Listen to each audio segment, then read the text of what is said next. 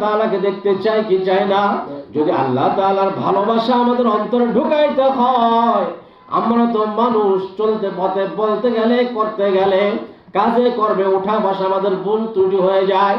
এই জন্য আমরা বেশি বেশি তওবা করব। কি করব? তওবা করব।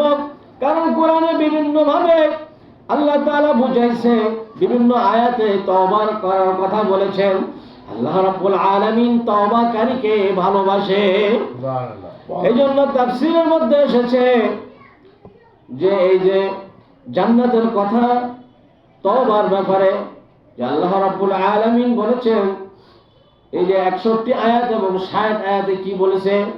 আল্লাহ রাব্বুল আলামিন বলেছেন যে যারা নামাজ বরবাদ করে দিল বিশ্বাসঘাতকতা ভাবে, অর্থাৎ অস্বীকার করলো অথবা কার্যকলাপে, অর্থাৎ নামাজ আদায় করতে অথবা জরুরি হক ও আদবে ত্রুটি করলো এবং নফসের অবৈধ খায়েশের অনুবর্তী হলো, যা জরুরি ইবাদত থেকে গাফিল করার মতো ছিল, সুতরাং তারা অচিরেই পরকালে অনিষ্ট দেখে নিবে।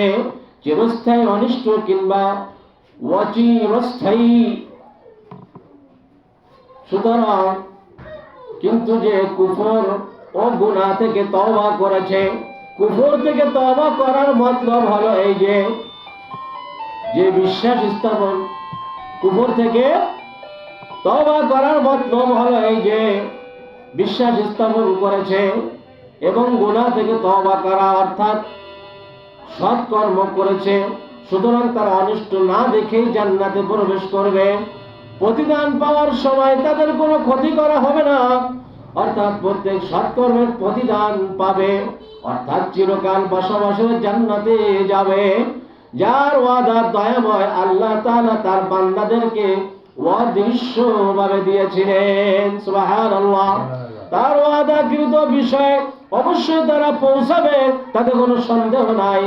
সেখানে জান্নাতে তারা কোনো অনর্থক কথাবার্তা শুনতেও পাবে না।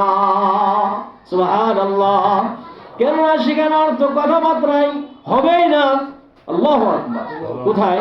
জান্নাতের মধ্যে কোনো অনর্থক অকার্য কোনো কথাবার্তা সেখানে হবে না। শুধু শান্তি আর শান্তি। একে অন্যের প্রতি সালাম দিবে, শান্তির জন্য দোয়া করতে থাকবে, সেখানে শান্তি আর শান্তি। ফেরেশতাদের এবং একে অপরকে সালাম করা ব্যতীত বলা বাহুল্য, সালাম দ্বারা অনেক আনন্দ ও সুখ লাভ হয়ে যায়। সুবহানাল্লাহ। অথবা তা অনর্থক নয়। এই যে সালাম আদান প্রদান করবে শান্তির জন্য, এটা কি অনর্থক না কার্যকলাপ? কার্যকারিতা জিনিস কি সালাম? শান্তি। আল্লাহ তো শান্তি দেবে, এত শান্তি তার কোনো সীমারেখা থাকবে না। তারপরও একে অন্যের প্রতি কি করবে? সালাম সম্বর্ধনা জানাবে, হাসি ঠাট্টা করবে। অথবা তারা এগুলো অনর্থক নয়। তারা সকাল সন্ধ্যা খানা খাবে। সুবহানাল্লাহ। সকাল সন্ধ্যা কি খাবে? খানা খাবে। এটা হবে নির্দিষ্ট ভাবে, এমনিতে অন্য সময় ইচ্ছা করলেও পাবে। সুবহানাল্লাহ।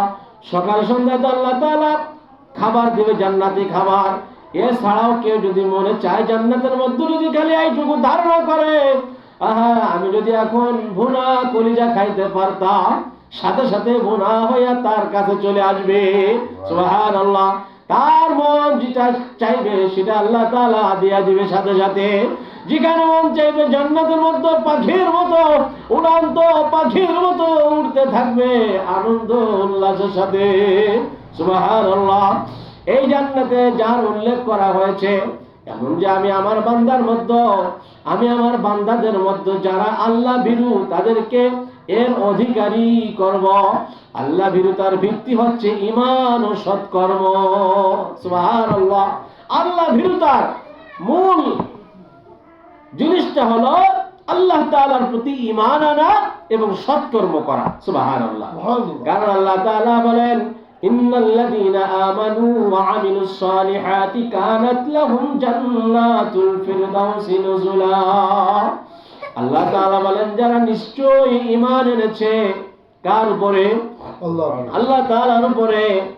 যারা নিশ্চয়, আল্লাহ বলেন নিশ্চয় যারা ঈমান এনেছে, ওয়া আমিলুস সালিহাত এবং আমলে সালিহান নেক কাজ করেছে, যত ভালো কাজ আছে এগুলো করেছে, অন্যায় কাজ থেকে বিরত রেখেছে, অন্যায় অপকর্ম থেকে তারা বিরত থাকছে, আমি আল্লাহর পরে বিশ্বাস স্থাপন করেছে, আমলে সালেহা করেছে, ভালো কাজ করেছে, আল্লাহ তাআলা বলেন কানাত লাহুম জান্নাতুল ফিরদাউসি নুজুলা, তাদের ঠিকানা হবে, তারা উত্তরাধিকার হবে জান্নাতুল ফিরদাউসের উত্তরাধিকারী।